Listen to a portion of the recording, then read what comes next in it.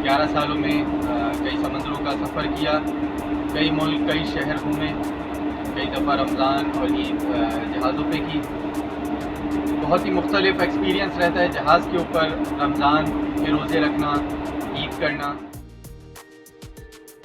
जब हम समंदर में सफ़र पे निकलते हैं तो 1 महीने का 2 महीने का अपना राशन अपने साथ लेके चलते हैं, तो हमारे पास फ्रोज़न रहते हैं फ्रूट्स और बाकी चीज़ें तो फ्रोज़न रखना पड़ता है हमें। काफ़ी मुश्किल रहता है, वो उस तरीके से एहतमाम हो नहीं पाता। बाकी घर को भी मिस करते हैं, घर वालों को मिस करते हैं, उनके साथ बैठ के सहरी अफ्तारी करना।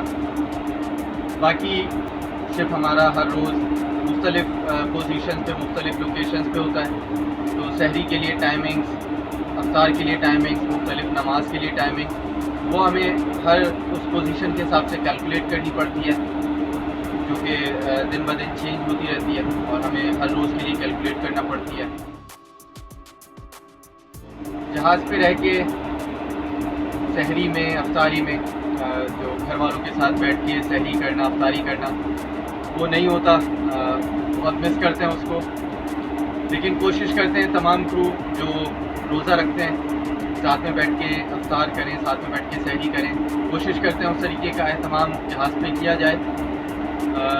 मुश्किल है फ्रेश फ्रूट्स जो आपको कराची में, पाकिस्तान में अवेलेबल रहते हैं या आपके शहर में, पकोड़े, समोसे, उस तरीके का एहतमाम करना मुश्किल रहता है, लेकिन यह कि कोशिश करते हैं कि उसी तरीके से सहरी का, अफ्तार का एहतमाम किया जाए।